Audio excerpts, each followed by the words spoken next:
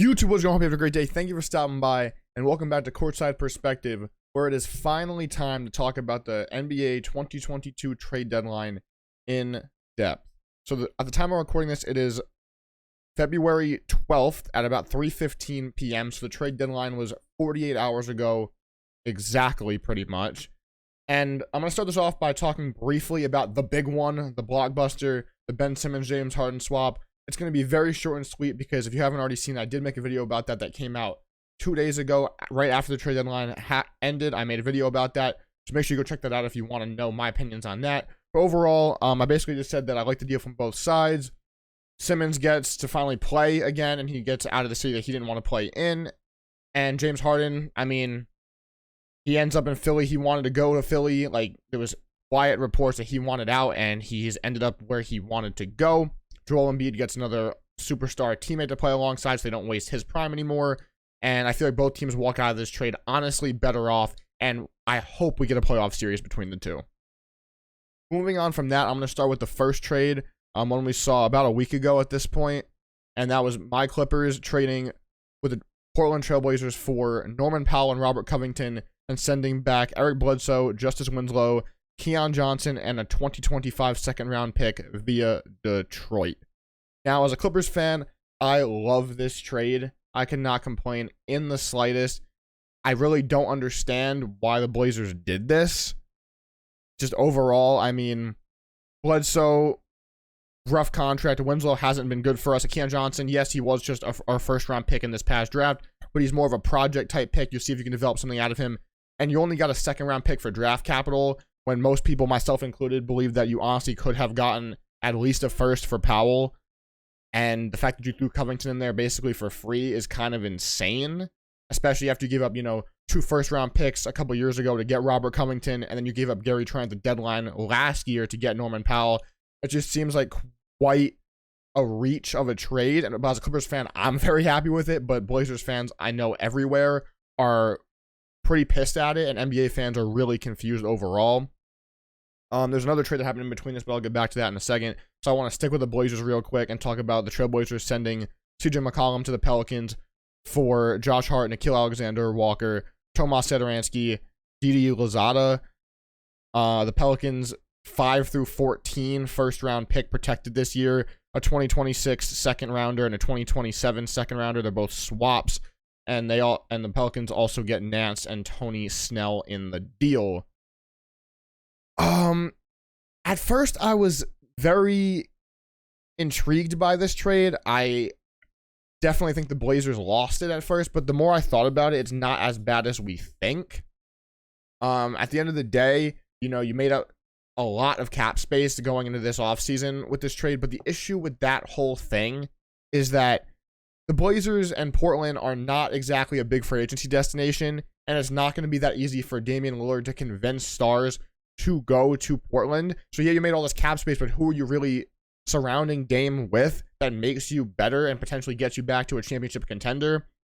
I'm of the belief that you should still trade Damian Lillard. Like, I understand he wants in.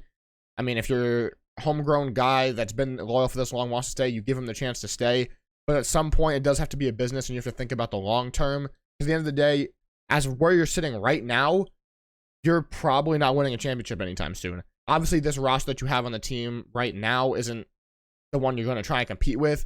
But with the pieces you have and the cap space you have and who's a free agent and your geographic location, you're probably not winning a title anytime soon. So what really is the goal here? And when is it time to just give it all up and tear it all down? For the Pelican side of things, I love it. I mean, you got another scorer. He'll be kind of your third option alongside BI and Zion when he finally comes back. If he comes back this season, but you obviously have him under contract another couple seasons for CJ, so it's not like it's necessarily a trade that needs to be done for right now. They're also in position to get the play-in spot, so you have a chance for your pick to go in different places. Obviously, if you fall off and you win the lottery, then you get to keep it because it's 1 to 4 protected. 5 through 14, it goes to Portland, and 15 through 30, it goes to Charlotte. So the Pelicans, I like the move. They get CJ. Larry Nance is a great piece. Tony Snell, man, hasn't missed a free throw in 2 seasons. Like the trade from them. For the Blazers, Josh Hart, He's a good player, man. He's a great glue guy. Jack of all trades, does everything you need from him. But definitely a questionable move overall, but I don't hate it for either team. Speaking of Nickeil Alexander-Walker, they shipped him out. They sent him in a 3-team trade to Utah, along with Juancho Hernan-Gomez via San Antonio.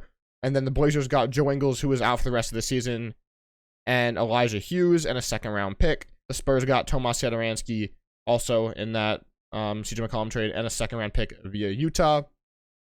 On one of the minor moves, I'm not going to talk too much about the minor moves, but another minor move is just kind of interesting. I mean, I know Pelicans fans have said Nah hasn't exactly been great, and he's a very streaky player, but I mean, one of the few young guys you did get in return, you instantly flipped for, you know, a guy that's not going to play the rest of the season and a second, basically. So, I mean, I guess if that's the move you wanted to make. But going back to the second trade we saw, which was the Cavs get Karis LeVert from the Indiana Pacers.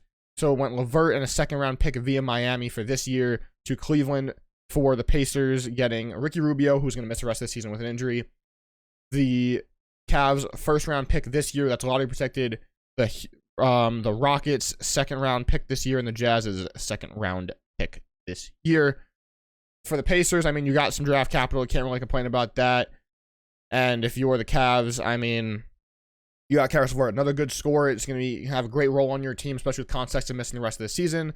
Sexton's going to hit restricted free agency this offseason, so you have to make a decision about that. But Karis LeVert and Jarrett Allen are reunited again. Gives you another shot creator alongside Darius Garland, and I think this is a great trade for the Cavs.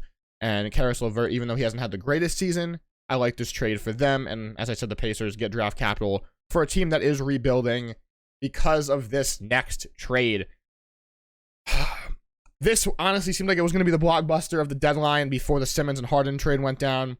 But on February 8th, so 2 days before the trade deadline, I mean, we saw the Pacers and the Kings make a deal. The Pacers get Tyrese Halliburton, Buddy Hield, and Tristan Thompson, and the Kings get Domantas Sabonis, Justin Holiday, Jeremy Lamb, and a 2023 2nd-round pick. This one blew my mind because for the Kings side, you got Domantas Sabonis. Domantas Sabonis is a great player, you know, former All-Star, but you gave away Tyrese Halliburton, who, in my personal opinion, is the better between De'Aaron Fox and him. This is a pretty common opinion nowadays. Tyrese has had a great season. He's young. He's on the 2nd year of his 4-year rookie deal. He's cheap, and you gave him up. And he's, like I said, honestly, he's been the better one between him and De'Aaron Fox. So I brought this up about a month ago to one of my friends after I read a Reddit post about it. Is this similar to when the Warriors had to pick between Monta Ellis and Steph Curry? And obviously, thankfully, they picked Steph Curry. So is this similar where the Kings had to pick between Tyrese and De'Aaron Fox? And I and a lot of people would argue that they picked Monta and let Tyrese, a.k.a. in this scenario, the Steph comparison, go. I think it is an interesting decision.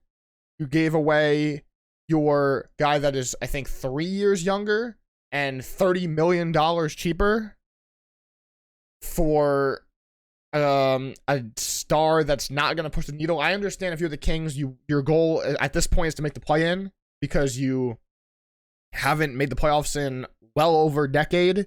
So obviously anything is better for you. But it seems like you made a win now move when you're not in any sort of position to do so.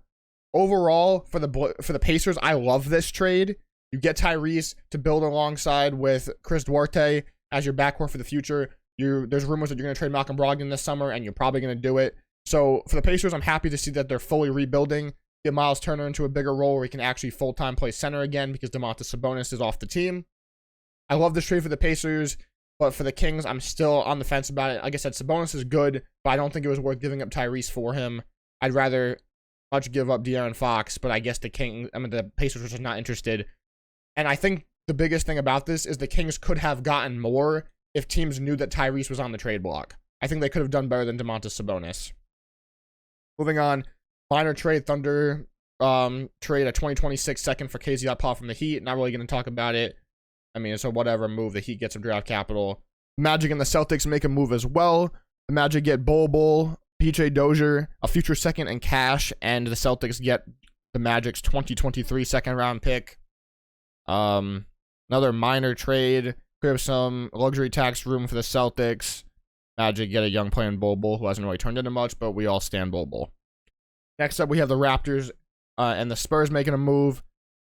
This includes Thad Young, Drew Eubanks, and the San Antonio Spurs 2022 second-round pick going to Toronto for Goran Dragic and a 2022 first-round pick protected via Toronto.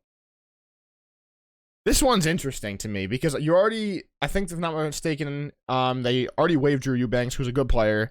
And you got a first-round pick that's protected. If I'm not mistaken, it's similar to the Pelicans CJ McCollum trade. I think it's like 5 through 14 protected for Thaddeus Young. I love that the Spurs. You're gonna waive Goran Dragic and his, was it 19 million or whatever the heck he makes, but you got a first round pick for these guys. Cannot complain at all. I like the way the Spurs rebuild is going, and for the Toronto Raptors, I don't understand why you added another tall forward / center, a position you have a lot of, and you gave up your first round pick this year for it. Kind of questionable, but overall, I like this for the Spurs. They get a first round pick. Next up, we have the Suns, Aaron Holiday for cash. I mean, another bench guy for them. Can't really complain too much. Also, the Suns and the Pacers make a move. Torrey Craig going back to Phoenix and cash considerations. And the Pacers get Jalen Smith, their former first-round pick from the Suns, and a 2022 second-rounder this year via Phoenix. Another, like I said, Torrey Craig going back to Phoenix. Like this for a bench move for them. Jalen Smith, they were probably not going to pick up his team option anyway. Cannot complain about something on either sides. The Hornets acquire Montrezl Harrell from the Wizards. Montrezl Harrell to Washington for Vernon Carey, Ish Smith, and then the Boston's 2023 second-round pick. There was obviously a lot mentioned that the Hornets needed a center. And, I mean, Montrezl Harrell is good. I like Montrezl Harrell. Obviously, brings great energy.